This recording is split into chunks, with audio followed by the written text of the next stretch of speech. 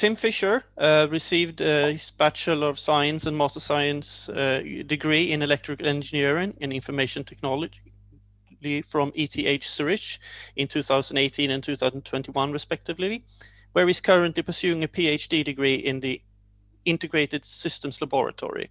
His current research interests include software and hardware co-design of machine learning workloads for HPC systems. And today we will present energy efficient TCN extensions for a TNN accelerator. Please take it away, Tim. Okay. So good evening, everybody, and welcome to my tiny talk today. So today we have a huge amount of IoT devices which generate a vast amount of data. And if we look at the actual type of this data, we see that a lot of it is actually temporal data. So for example, in applications for speech recognition, we have audio. For example, application which track our well-being, we use biomedical signals like EEG or ECG. And of course, other popular type of data is video, which we might use for gesture recognition. Now, the problem we have on the edge is that the resources are very limited. We have a battery budget of a few milliwatts, but if we want to process this data with a neural network, we need to perform millions of floating point operations. And we also have a very small memories, which is in the order of a few hundreds of kilobytes, but a neural network requires to store millions of parameters on the device. And what makes the matter even more complex is that if we want to process time series data, we have this additional dimension. So we need to capture the temporal dependencies across time, which might cause different or even more constraints in terms of memory or latency. So the question is, what is the best way to process standard data on the edge? And we argue that ternary quantization is a very good way. And ternary quantization actually encodes all the weights and activations of a neural network into only 3 values, -1, 0, and 1. And this is a very aggressive type of quantization, but this has actually shown to achieve some reasonable accuracy for some applications.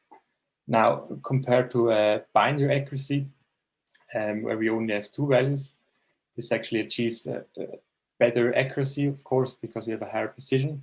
But more importantly, we have a higher efficiency because we have this additional value 0, which increases our sparsity of our network. And this in turn decreases the switching activity of our circuit, which is good for energy efficiency.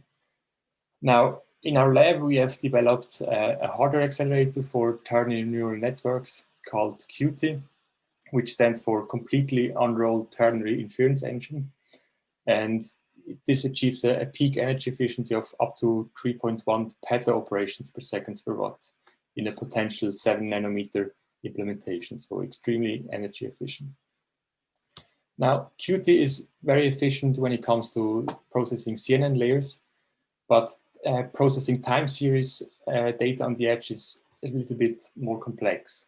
So what we normally need to do, we have some input data in some frames for the input data, and we need to perform some feature extraction first and to generate some embeddings.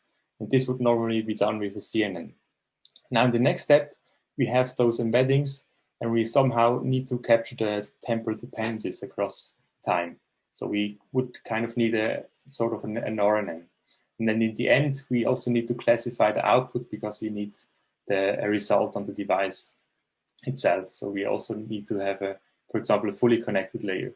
Now, as you can see, this task is quite complex and involves several different jobs. So the question is, how can we bring time series data processing to the edge most efficiently?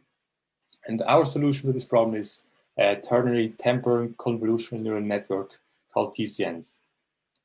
Now, TCNs are actually a 1D convolution with causality, as you can see on the right side here. And it actually has a flexible receptive field.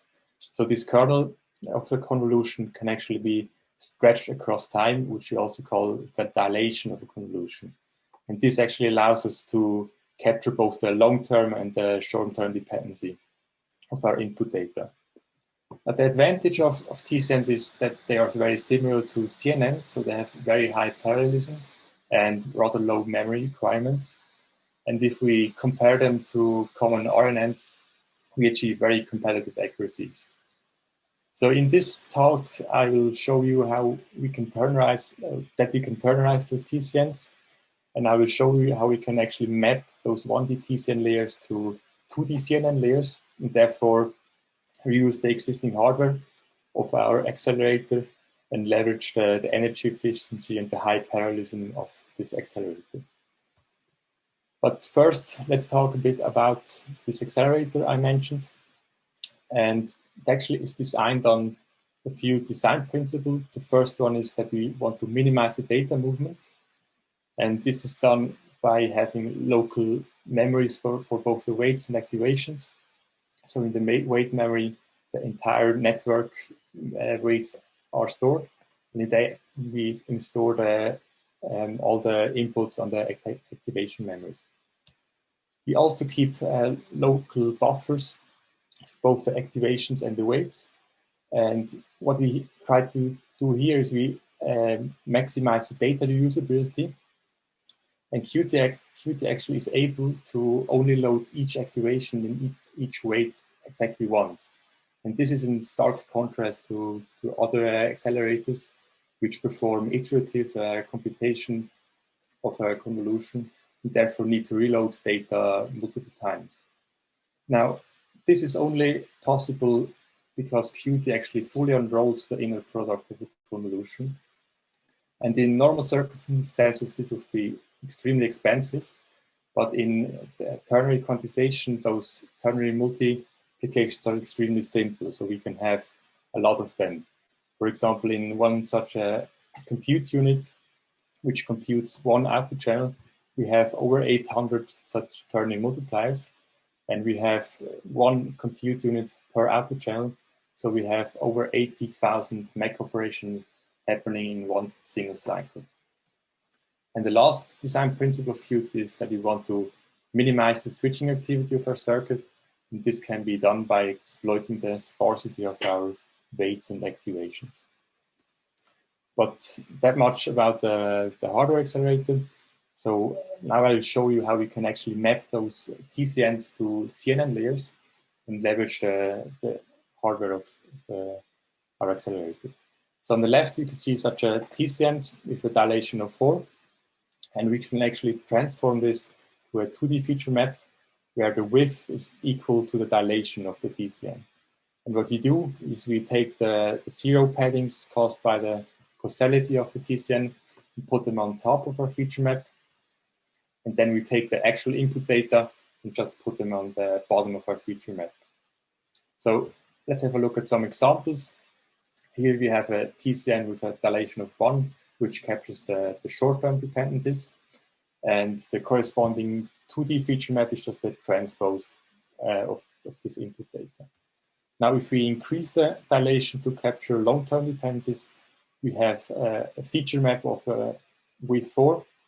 And here we can see in blue the actual kernel sliding across this feature map.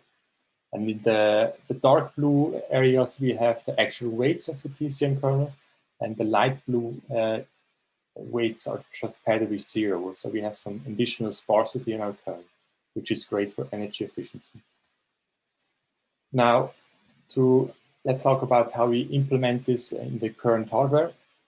So what we need is some minimal hardware modifications to support TCNs in terms of control, but this is very minimal, and we also, because most of the mapping is actually done in software beforehand.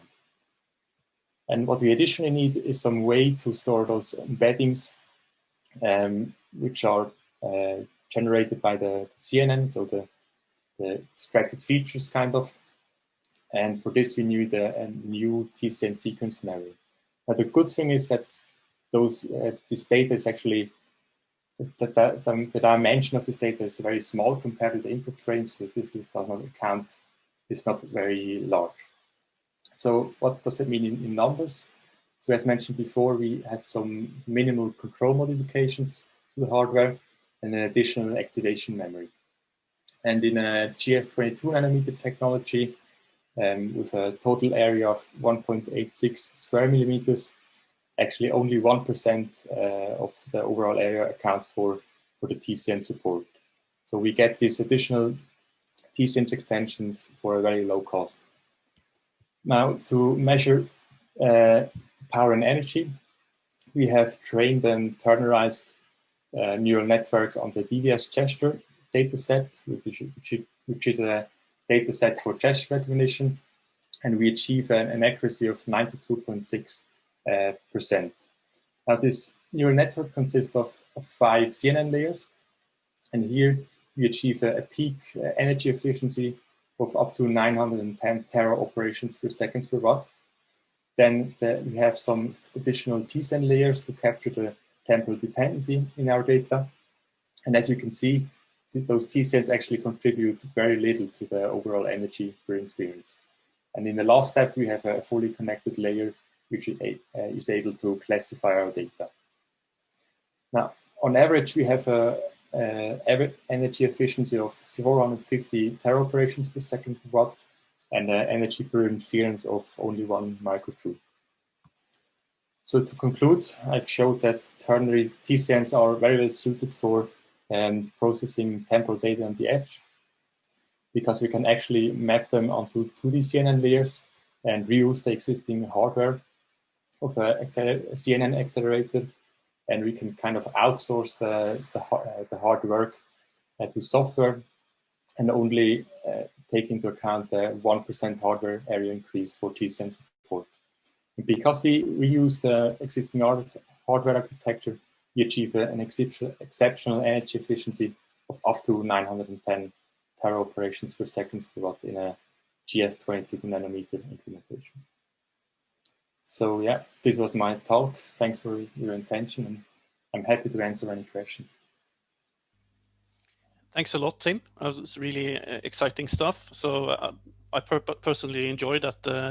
This is a little bit of a sort of not mainstream type of application. It's very enjoyable, I think. So I don't see any questions in the Q&A, but I do have questions myself. So I was wondering, for these use cases, is everything ternary, all the activations and all the weights, and how do you handle inputs then that are the inputs also ternary? They have to be converted to ternary somehow. Yeah. So in this this use case, all the inputs are actually also ternarized, because we use a DVS data set, which actually only has ternary values inherently. Mm-hmm. And if you would use input data or a data set which does not have ternary values, you would need to have some kind of encoding to ternarize the values. Yes. So follow-up question on that. Have you also tried on other, are there any limits to that on accuracy or any experience on other applications?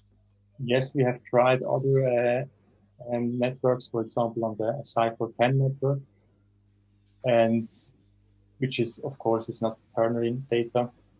We also achieved some reasonable accuracy, and we have also tried some data set also for gesture recognition on radar sensor data, and there we have a little. It shows potential, but it's not a perfect application for ternary quantization.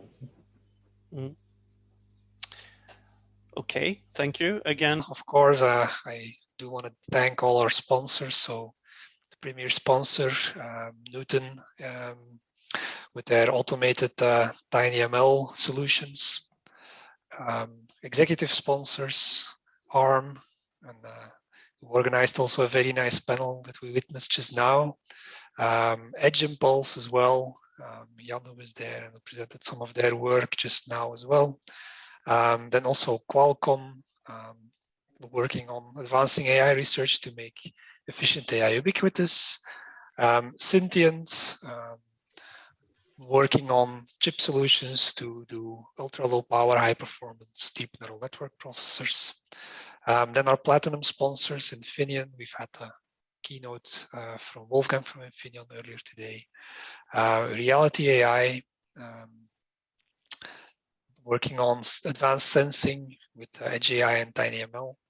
Then our gold sponsors, Latent AI, working on adaptive AI for the intelligent edge, SensiML, building smart IoT sensor devices from data. And then our silver sponsors, EMSA, where Ilat also presented today, what they are up to, Green Waves Technologies, HOTG, Imagimop, Kiso, SEED, and ST. And with that, that's the wrap for today. Thank you everyone for your attention and your attendance.